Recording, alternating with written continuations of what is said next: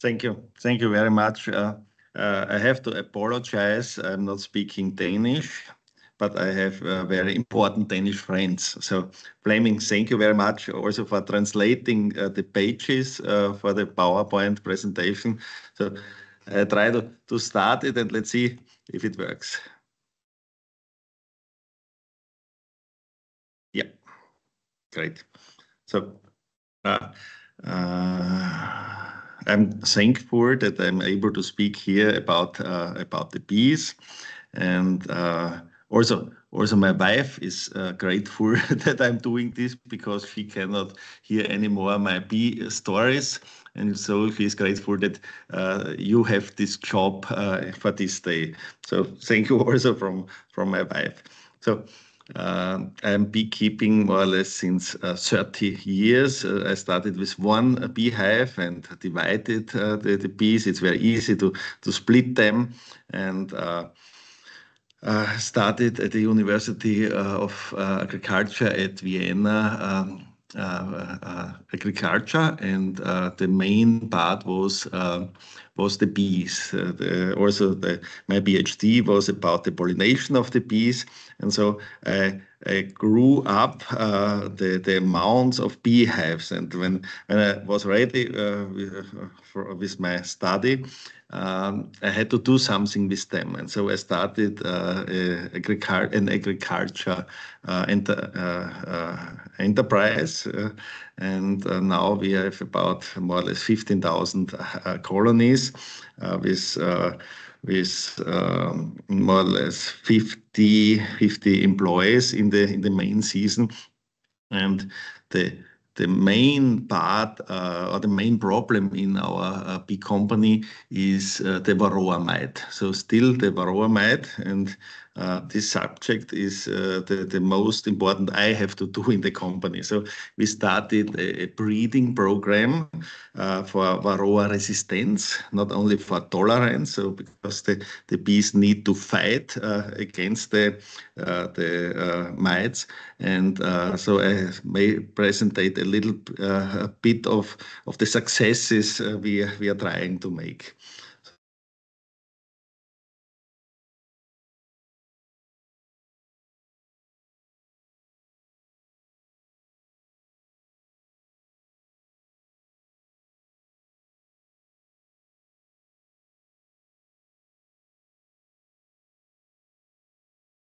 Stefan, sorry, you by mistake you muted your microphone.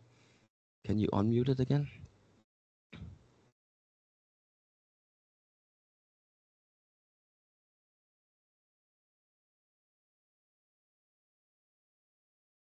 How do you unmute your microphone? Everything was working really well. So now yeah, now, exactly. I'm very sorry. I'm talking already half an hour and you didn't hear something. So no, it was only this slide. It was only this slide. So thanks. Okay. No. Okay.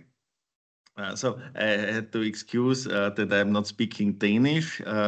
So I have to do it in English. But I have a very important Danish friends. So Fleming, thank you very much for translation. My pages for the PowerPoint presentation. So not I did it, but you did it. And thank you for this. I think it's more comfortable for everybody to see it in Danish. So our beekeeping enterprise more or less started about 30 years ago with one bee colony, like a hobby. And then I went to university. I studied agriculture, and the main part was beekeeping, and the PhD was about pollination of honeybees. And so at the end of the study, I had a lot of bee colonies. And then I I founded a beekeeping enterprise in Austria. And here you see the colonies, the places of the hives of the bee colonies. In the middle, there's Vienna. It's Wien, and each blue point is one apiary, one bee colony. So it's about around 100 kilometers around Vienna. We have the colonies, and the main problem still is is the varroa mite, and we tried to breed against the mites, so to breed the bees for varroa resistance, not only for tolerance, but really that they are able to survive without any treatment. And how we stay here in the moment, I will show you. I will present with this with some data.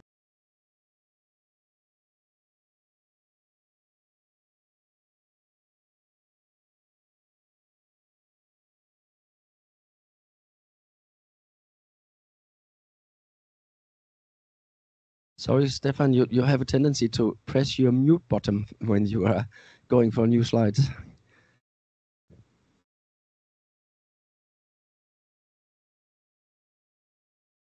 How this? So now it's perfect now. Okay, please remember me when I'm doing it again. So I'm sorry about this. I see. Okay.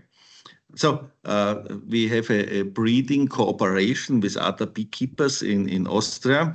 These are about 30 beekeeper doing it in the same way, the resistance breeding against the varroa mites. So together we have about nearly 20,000 families, and about 10% of this each year in the performance testing.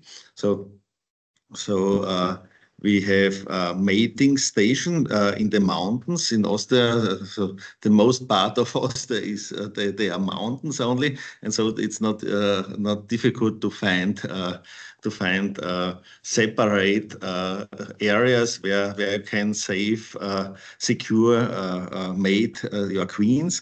And so we have about, this year it's already a little bit more, but the last years we had about 15 bee mating stations in the high in the mountains where a safe and the secure mating is possible. And we make also insemination. So this is the way we do it. And we are the data base is in bee-breed. In bee-breed, you know that the German dating base in the Bee Institute Hohenneuendorf at Berlin, and there you can see all the facts and the data and the pedigree and everything. So we are doing the breeding in Canica, also not Backfast or Ligustica, but this is only because the first hive I got was Canica, and that was the reason we stayed at this breed. Would it be Backfast or Ligustica? We now had these types. We bought also a little bit breeding queens from the old Austrian strains. Maybe they are known in Denmark. For example, the names of these lineages: Wintersbach, Treuseck, Beschetz, Bukovsek, Sklena, and so on. And we try to keep them to keep them alive, so that we do not mix everything together, and but we to stay in this line. So we breed in this line. So there is a little bit exchange, a genetic exchange between the lines, but we try to keep them separate. And the main selection is for honey. We are professional beekeepers. We need this for our existence, for the money, and and the survive of the colonies. We need to breed for varroa resistance. And how we make it exactly, it's written in the AGT Methodenhandbuch. You can see it there. It's free in internet. So this is the long form, and we made it a little bit simpler and easier for us in the colony, in the company to. So I don't know. So do you hear me still, Fleming, or is it already mute? Everything is perfect. So no, it's working. It's working. I see it. So it's working more or less. So if you are looking at bee breed, you find our population, Carnica, österreichische Berufsimker, so Carnica, Austrian professional beekeepers at AT2 Bienenhof Mandl, and there we are together with the other professional beekeepers, and there you can find the breeding value estimation and everything what is interesting about this. So the main idea was that we try to make controlled mating in the mountain mating places as much as possible queens from different lines, and with these queens we make nukes, and these nukes will be in the next year in the performance testing. So it's a very simple plan. A lot of bee breeders are doing it in this way. But we tried to make a bigger number of performance testing colonies. So a normal breeder in Austria or in Germany is testing 10 till 20 colonies. And we saw we do not get secure breeding values. So the security of the breeding values is very low. So for example, 0.2 or 0.3, this is the normal security for the breeding values, what you get from bee breed. And this is a problem when you have to decide which one will be the best one or which one was the best queen in the last year. It's not very safe to make these decisions, and a lot of decisions were wrong when you see them in the further years. Yes, these are the best, and then the daughters from them, they are not performing as well. You see, it was a wrong decision, and so we had to rise the security, the safety, not the security of the breeding value. So, and this is the reason why we are looking to have more tested colonies. So, and a very important point was that we have to integrate the performance testing in the normal bee work, so that we do not spend a lot of time for the performance testing, so that it is integrated. For example, when you go there to take the honey, you have a scale and give the honey box on the scale, right? There are 20 kilos or something like this. And that's it. So it's a very easy, very quick work, but you get the informations you need. So that you don't go special for some testing, but you have to integrate the testing at the normal bee work. So the main part, what I told already, is to test a lot of daughters from one queen, so that you do not test only 5 or 10 daughters from one queen.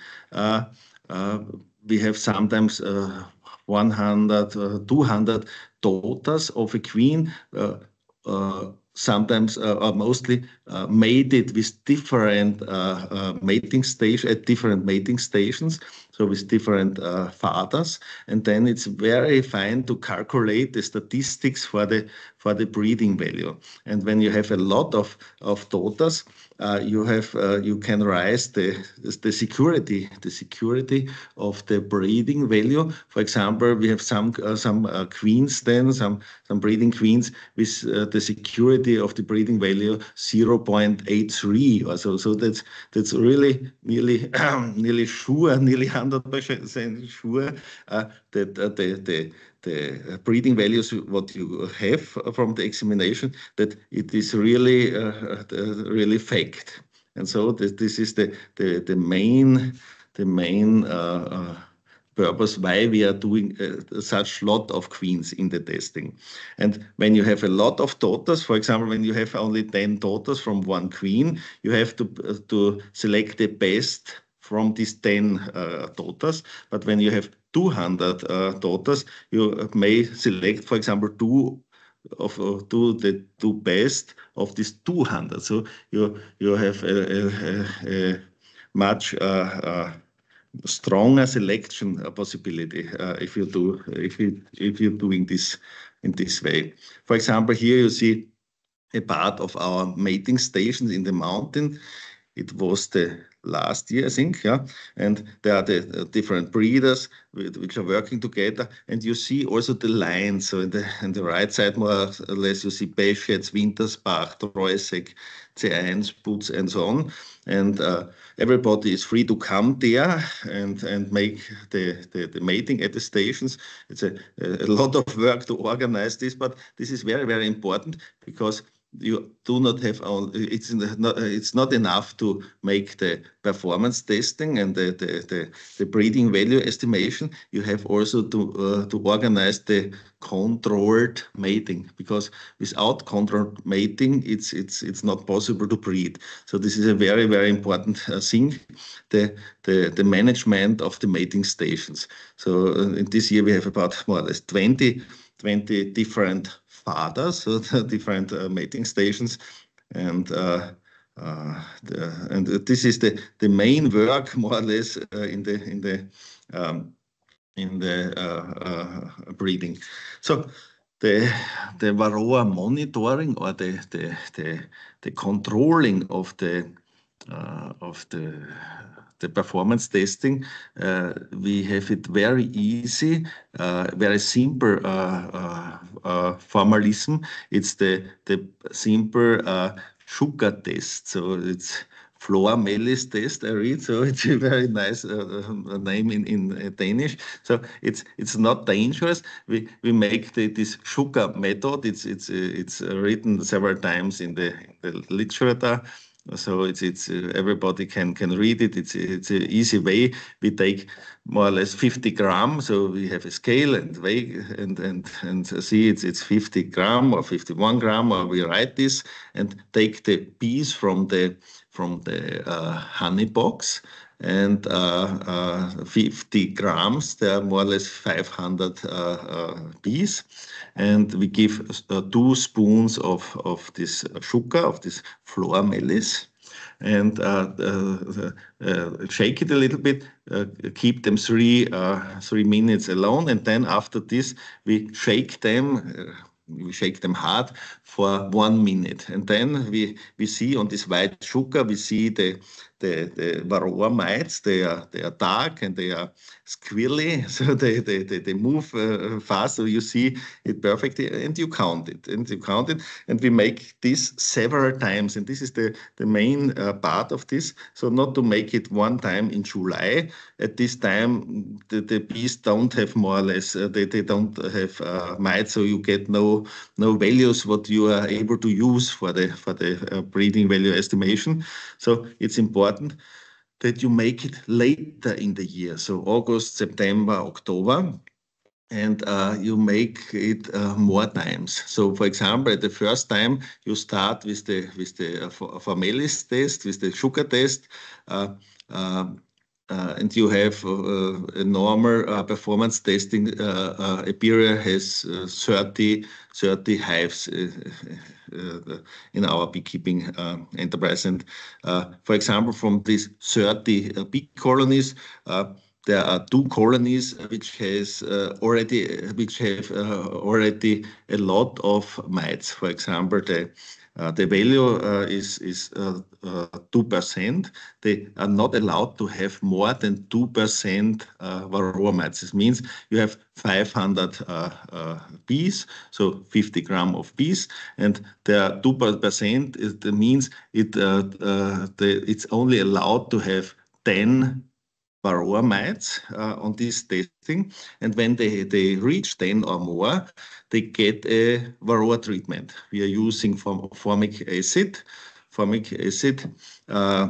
We are organic certified company, so it's not allowed to use other medicaments. So we are using formic acid, and these 2 we treat, but only these 2 bee colonies which have too much varroa mites we are treating.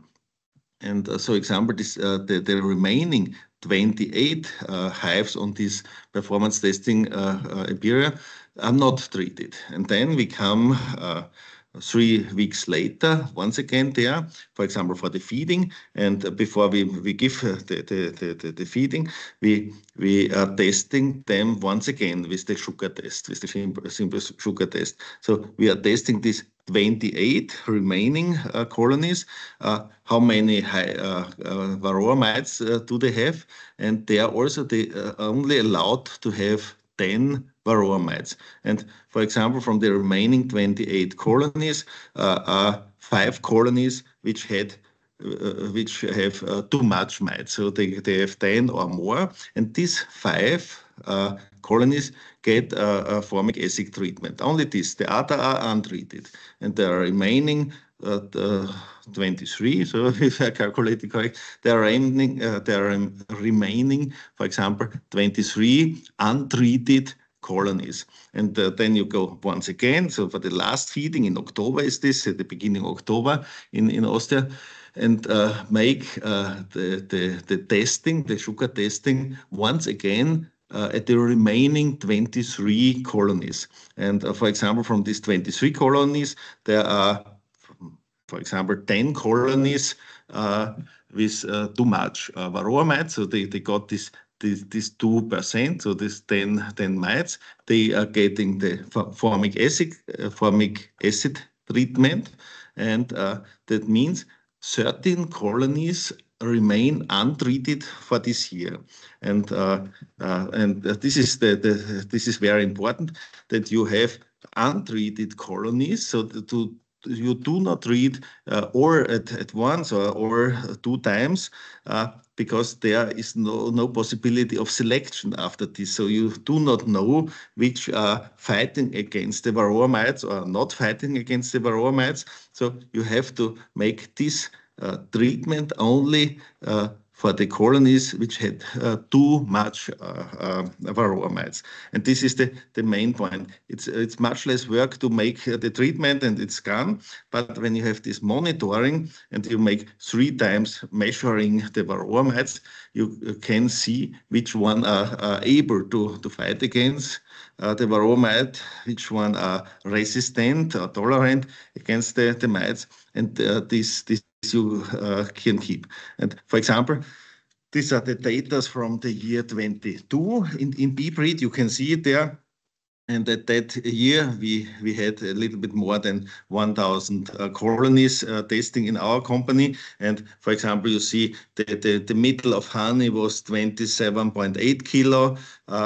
But we have a very high variation in the population. If you see, there was different apiaries. So this was, I think, 35 or 36 apiaries, and totally a little bit more than 1,000 colonies. And we had from 0.6 kilo honey till 91.7 kilo honey. So it's the same population. It's a similar genetic, and they have a lot of differences. So this shows also the breeding, the professional breeding is not very established at honeybees. It's not like with cows or with pigs or so. So you can exactly more or less calculate what the daughters will bring in the future. But with the honeybees, the breeding is very small till now. So we have to do a lot of work in this case. So there are different parameters which are testing gentleness and swarming and so on, but this is not the main thing. But the main what we make for hygienic is the bin test. It's the Nalle sticks test. Here you see it. So we make it. We use needles, and we do this already several years. And this is this goes very easy to select. So this has a very high heritability. So it's very easy to give this hygienic behavior to the next generation. So the bin test is also very important. It's not so much for against the varroa mites. It's more or less against different illnesses. So if it's against, for example, foul brood or European foul brood or something like this, it's a hygienic behavior. But we saw the colonies which have a high hygienic behavior are able to fight against the varroa mites, but some have high hygienic behavior, but do nothing against the varroa mites. So it's not 100% sure.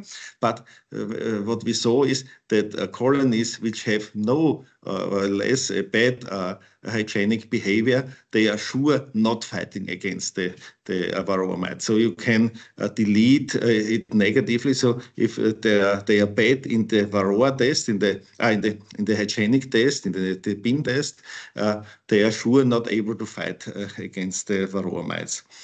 And then I showed you how we make the testing with the sugar, and we made 3 times testing, and then there remained from this 1,160 colonies 429 colonies for the vitality test. That means they did not get treatment in summertime and also not in wintertime and survived. So this was about 37% of the colonies which we had in the testing had no treatment, and a little bit more had no treatment, but they did survive. So this is the main thing what we have to see. Not treating is not successful, so they have to survive. The surviving of the untreated colonies is the main part. So, for example, here we have some pictures now to see what we mean. The bees are opening the cells, and it remains open, and you see these are already pupae. These are no larvae. These are already pupae, and they do not close it. So they open it. Sometimes they are recapping it. So the recapping you can see when you make the SMR counting. But this you see as beekeeper, when they have this behavior to fight against the varroa mites, they are opening the cells, and they keep it open. So a lot of cells they do not close anymore. So all beekeepers want to have such brood frames. It's clear, it's necessary, and all our brood frames look like this. No, they don't. But this colony do not fight against the varroa mites. So it's beautiful, but it's not successful. What we what we are still doing is the SMR counting. So SMR is the suppressed mite reproduction, or now it's already non-mite reproduction, so that you count, you open in the winter time, so we freeze the last brood frames in October when we are the last time there. We take from the remaining colonies which had no treatment and which are good in honey production. This is also very, very important. We take the last brood frame, freeze it, and in wintertime, when we have nothing to do, we are counting them under the microscope, and there we see there are big difference between the lines. Some lines, for example, Putz line, they are more or less 100% already. The mites are not able to reproduce at this. And for example, another old Austrian line, Wintersbach, they are very famous, but they are very bad in varroa resistance. So, but we keep the line and try to select in the line for better varroa resistance, because it's very important to keep the genetic plurality. So, to get not too close with the genetic, this is very dangerous in the breeding. So so we keep lines which are not so perfect in some qualities, for example, varroa resistance or honey production, but we need the genetic, and we try to rise the possibilities to improve the possibilities inside the line, so not to mix everything together. And the recapping infiziert is the name, is when they open the cell, what you saw, and close it once again. And this is a behavior which is very easy to breed. So the heritability is about 0.4, so it's very high, and you see it within 3-4 generations, you are getting about 100% recapping. So it's very easy to get this insight to the population. So here, so you see the SMR counting this was in the summertime, but normally it's in the winter time. It's a very interesting work with colleagues and a lot of beer and what is necessary for hardworking persons or beekeepers. So and it is a big event, the counting of the SMR, and it's necessary for the bees. Sure, this is the reason why we are doing it.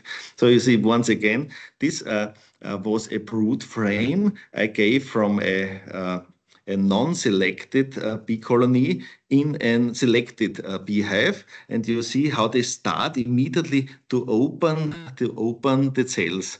In the upper side, you see they are pulling out a pupae, but normally they only open it, so they are not fighting or killing the varroa mite. They are only disturbing them.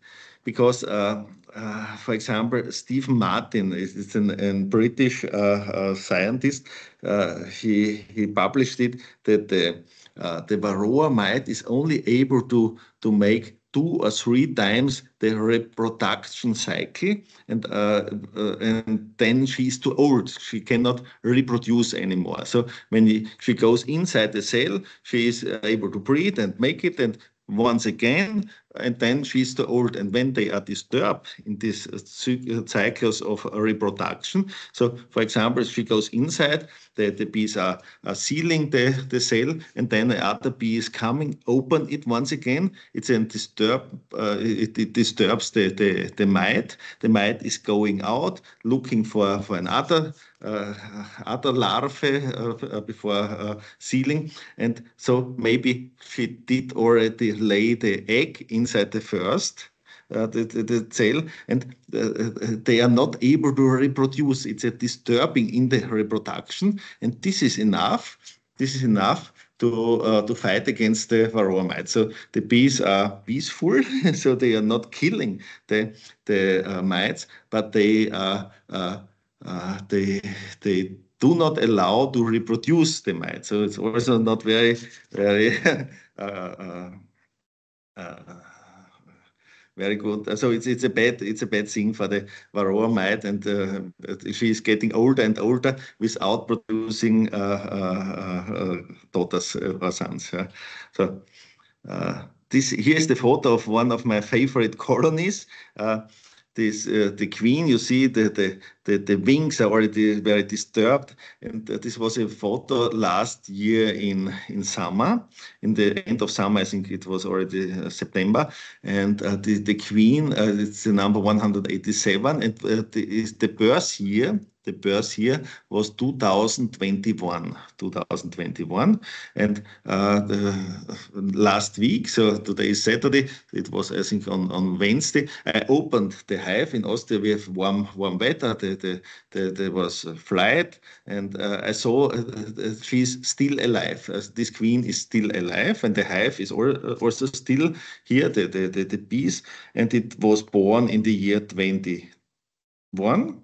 And now we have 25, so they are 4 years old. So they have 4 years. So there is a small colony already. So it's an old lady, you see, but she is still alive, and no daughter from here is inside the colony. Sometimes this is also for Carnica more or less normal that already the daughter from the queen is inside. So there are 2 queens, but there was only this old lady there with her bees, and still alive, and they never got a treatment. So this is so they are able to survive 4 years without any treatment, and was producing honey. So without swarming, without treatment, and this is where we want to go. Not all of our colonies are at this level. So this is a very special queen, but we have already a lot of these queens, and nearly in every line we have already queens which have this behavior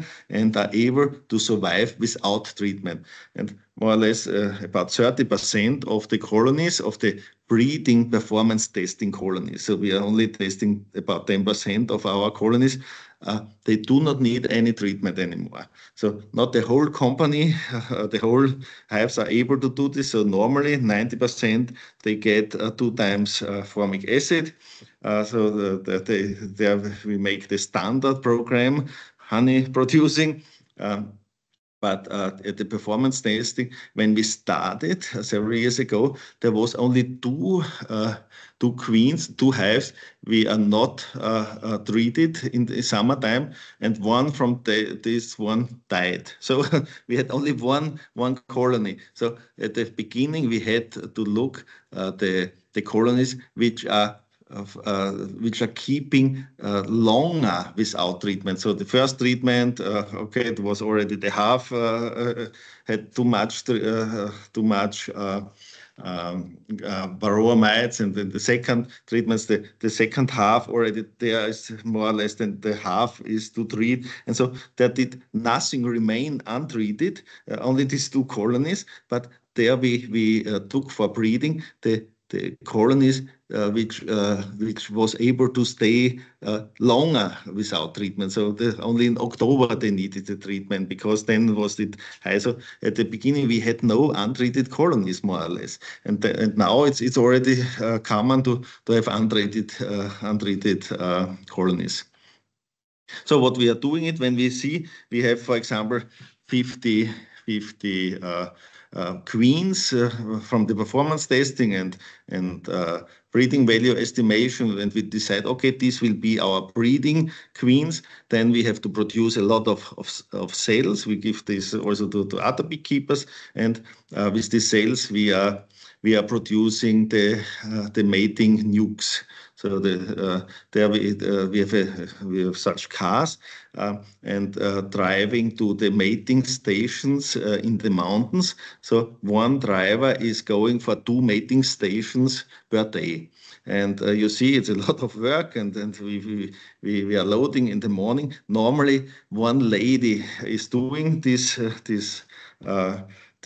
work, so preparing the small nukes, the breeding nukes for the mating stations. And that day, the lady was not here. She had something other to do, and there you see we have 2 employees, 2 men doing this work, and 1 forklift. So when you need for the mating nukes, you need 1 lady or 2 men and a forklift. So they are doing this work, and when they are ready, they are going to the driver is going to the mating station, bring the new mating nukes there, and take the old one. So they are remaining 2 days at the mating place, and bring the old one back. And at home, at the company, we catch the queen, the mated queen, and sign it, and give then a new cell, a new mating cell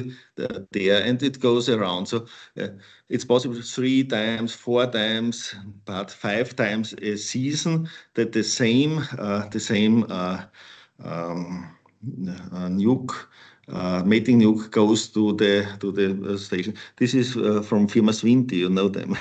This is a Danish product. So, and these are the mating station. It's one of the mating stations. So it's very romantic in the Alps, in the Austrian mountains. So you have to come there in summertime and see. It's very romantic in Austria. And we stay the small mating nukes only in the grass, so it's a little bit too close here. Normally we leave 1 or 2 meter distances from each, but they are very close, and we do not see any problems doing this in this way, only to give it in the grass or to have such constructions or something like this.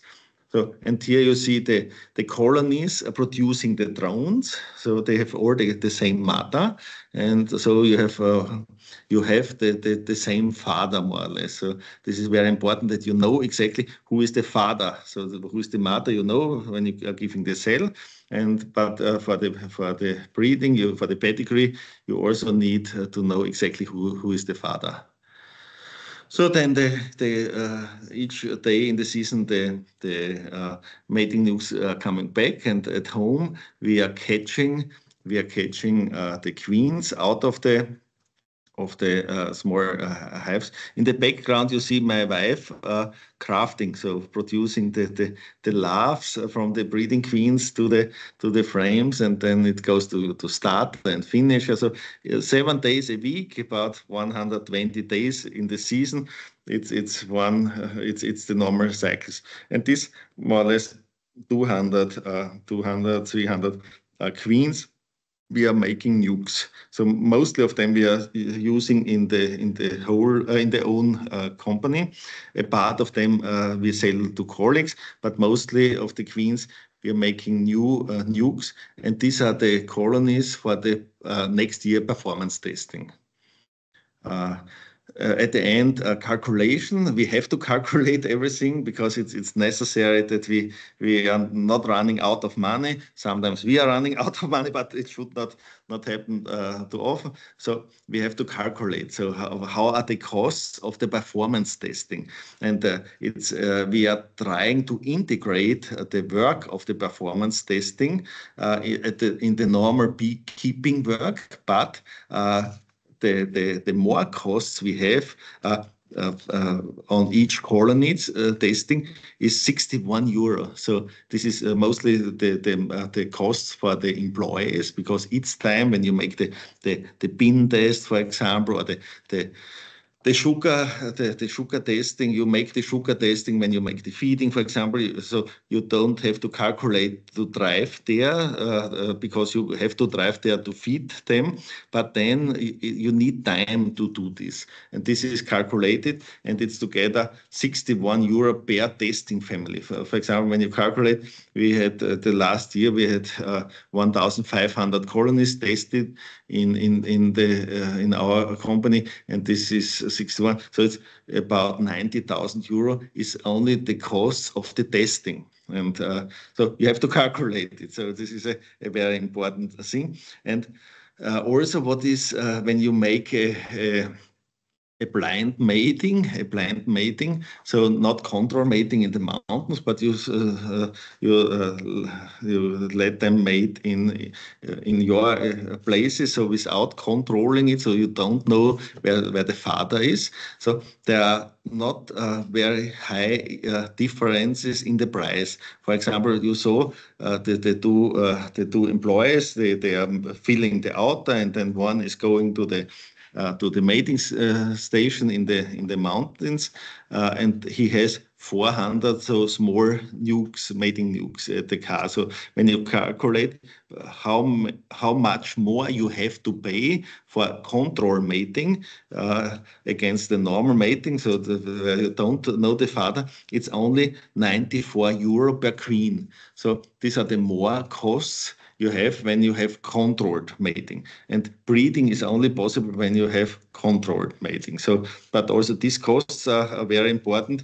And I told you already, we have about 10% of the whole colonies in the company are performance testing. So not each, you don't have the 61 euro costs from each family, but only from the performance testing. And when you have only about more or less 10%, so you have about, when you take the costs on all the company, on all the hives in the company, it's only 7 euro per hive per year. What you have costs more when you are a breeder. So for the performance testing and the work. But when you see, for example, in the we had the statistic calculation. We have about 1.5% rise of the honey breeding value per year. So this is statistic only, so it depends a lot of the weather and the climate and so on. But we rise the honey yield more or less 1.5% per year. So for example, when you calculate 5 years, you make 5 years performance testing and have the costs.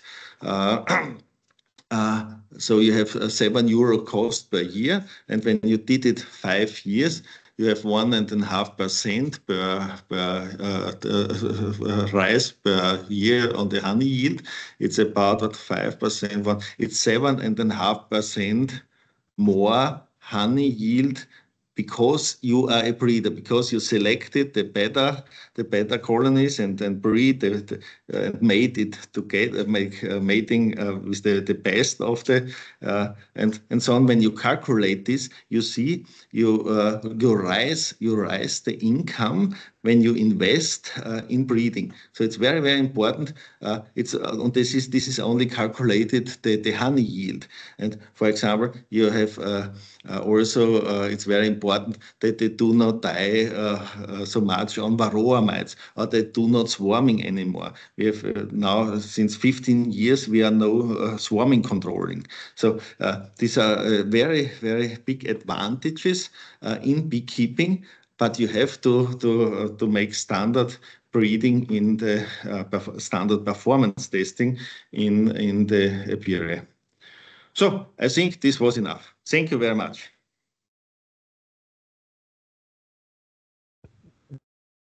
Stefan? Yeah, I'm ready. I'm finished. So I try to make. So Stefan, thanks a lot. Impressive talk. It's really nice to hear somebody from the real life out there. And then you are having a tremendous amount of bee colonies, I have to say. We had a few questions. There's really some asking about how are you doing the formic acid treatment? What methods? Liebefelder methods, næsten, evaporator. How do you do it? Yeah. We have our own developed method. It's very easy. It's a paper, a small paper, a toilet paper, folded inside a small plastic bag. And we have and then we make a dental stick through it, and with an laboric dispenser. We give 50 milliliter, 75% formic acid, and this is this small bag we give in the middle of the brood frames. So not up or down in the hive. We give it in the middle of the brood, and there the varroa mite is captured. So the varroa mite is sealed inside the brood, so that the mite cannot go away.